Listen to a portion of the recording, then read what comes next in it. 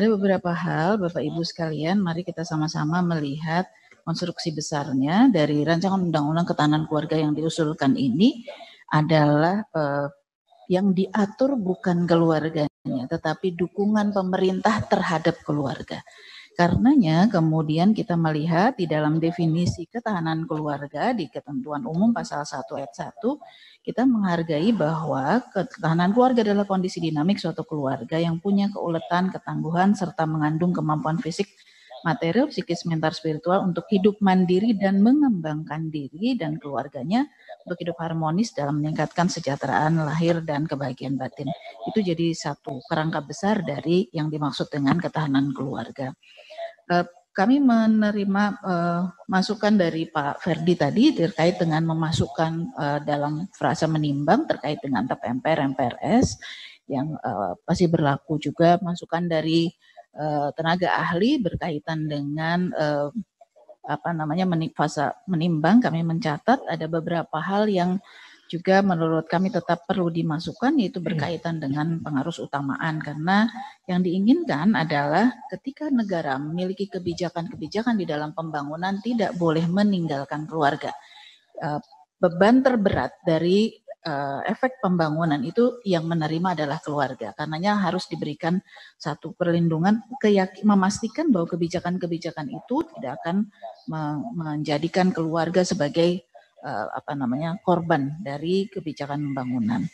Kemudian berkaitan dengan apakah nanti kemudian keluarga akan menjadi kalau kita salah treatment katakanlah gitu ya, kemudian akan menimbulkan intoleransi, radikalisme. Makanya kemudian pada pasal 3 kami menyebutkan tentang pembangunan ketahanan keluarga itu tujuannya adalah sebagai berikut. Berkaitan dengan titik sentral sebagai aset pembangunan nasional berdasarkan Pancasila dan Undang-Undang Dasar Negara Republik Indonesia, menciptakan lingkungan yang mendukung ketahanan keluarga, memastikan peran pemerintah daerah dalam mendukung ketahanan keluarga secara aktif, meningkatkan pelindungan anggota keluarga, menguatkan fungsi keluarga sebagai institusi pertama dan utama, dan mewujudkan keluarga Indonesia menyadari, memahami, melaksanakan hak dan kewajibannya secara seimbang. Ibu Bapak sekalian yang dirahmati Allah, masukan-masukan tadi luar biasa, banyak hal yang menjadi catatan bagi kami semua berkaitan dengan hal-hal yang berkenaan dengan partisipasi masyarakat atau peran masyarakat. Di dalam pengaturannya di pasal 57 kami mencatatkan bahwa yang disebut sebagai partisipasi masyarakat itu, peran masyarakat masuk dalam hal ini adalah konteksnya memberikan saran dan pertimbangan dalam pembangunan ketahanan keluarga, melestarikan nilai-nilai dan budaya luhur bangsa dan kearifan lokal yang mendukung pembangunan ketahanan keluarga dan menggiatkan gerakan pemberdayaan keluarga sesuai dengan nilai-nilai yang hidup di masyarakat. Jadi memang bukan berarti kemudian ada kewenangan dari masyarakat untuk ikut campur dalam urusan keluarga.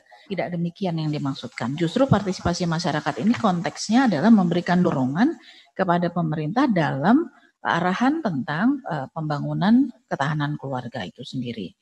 Kemudian berkaitan dengan pekerjaan, memang sebagaimana diusulkan Mbak Esti dan Mbak Putra, ini menjadi satu hal yang juga perlu didiskusikan lebih jauh. Semula kami mengusulkan cuti 6 bulan itu konteksnya adalah agar bayi bisa mendapatkan ASI eksklusif. Dan ASI eksklusif itu betul-betul kita perlukan untuk dalam upaya kita bisa mendapatkan SDM dengan kondisi yang terbaik gitu ya. Meskipun nanti mungkin masih bisa kita diskusikan ya berkaitan dengan cuti ini, karena pada saya yakin, saya bersyukur juga yang menjadi persoalan tadi disampaikan hanya pada bab cuti ini, karena juga tadi ada kaitannya dengan Undang-Undang Ketenagakerjaan. Mungkin nanti kita perlu mendiskusikan lebih dalam lagi bentuknya kira-kira seperti apa untuk memberikan support terbaik bagi bayi dan balita berkaitan dengan ASI eksklusif tadi.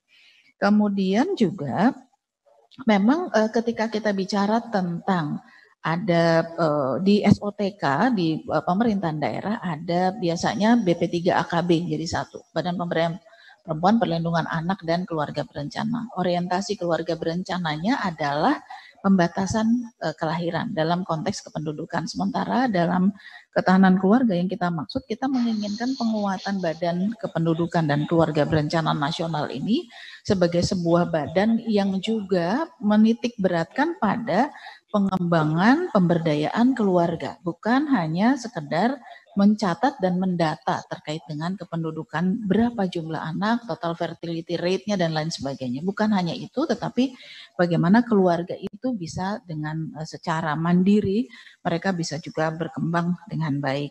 Oleh karenanya, kemudian BKKBN yang kami rencanakan di dalam rancangan undang-undang ini memiliki perpanjangan tangan yang disebut sebagai PLKK, bukan sebuah lembaga sendiri. Tetapi Pusat Layanan Ketahanan Keluarga ini bagian dari tugas perpanjangan tangan dari BKKBN. Kenapa kemudian ada kaitannya dengan kampus? Tidak dalam konteks masuk sebagai kurikulum di kampus tentu, tetapi kita mengetahui bahwa di Indonesia ada sejumlah perguruan tinggi yang memiliki program studi ilmu keluarga.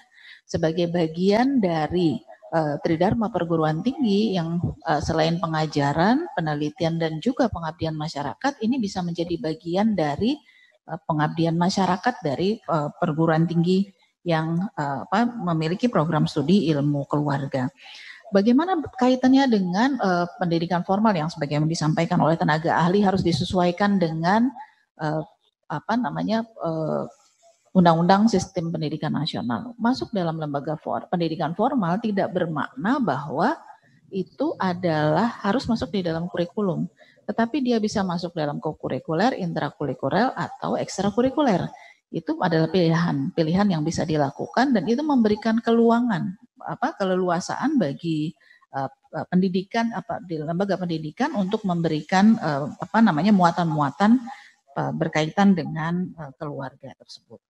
Kalau kita bicara tentang lapangan kondisi di lapangan, terima kasih Bu Ari yang luar biasa punya pengalaman sebagai ketua tim penggerak PKK di daerahnya pada waktu tersebut sebelum menjadi anggota dewan dan mungkin masih sampai sekarang menjadi bagian yang juga kami perhatikan karena kita melihat secara umum komunitas PKK itu lebih kepada sebuah entitas yang digerakkan oleh masyarakat secara umum, dan itu keterlibatan. Nah, kita memerlukan sebuah dorongan yang lebih besar agar mereka bisa bergerak dengan lebih kokoh dan lebih baik, karena kondisi PKK ini sangat tergantung pada tim penggerak PKK-nya atau juga dengan keaktifannya. Dan kami melihat bahwa pengaturan dalam ketentuan peraturan perundang-undangan akan memberikan dorongan yang lebih besar bagi mereka untuk bisa melakukan banyak hal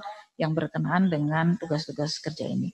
Yang terakhir tadi berkaitan dengan definisi. Ada sejumlah definisi yang memang akhirnya tidak bisa menggunakan murni mengambil Undang-Undang 52 tahun 2004 berkaitan dengan definisi keluarga. Kenapa? Akhirnya kemudian kami mengambil dari definisi di keluarga di antara memadukan dengan di Undang-Undang Perlindungan Anak. Mengapa?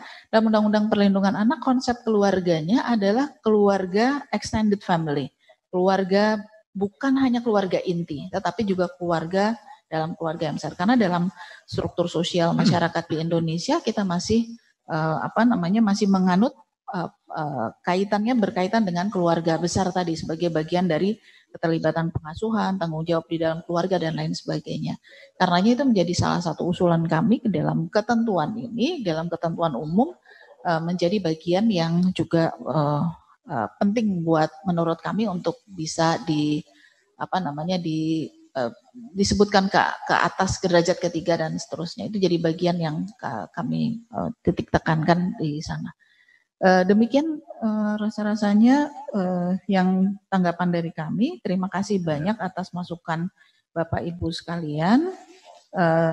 Tentu ada catatan-catatan yang akan kami masukkan, termasuk juga catatan pada tanggal 21 September kemarin dari Bu Desi dan Bu Iliza sudah kami catat dan kami akan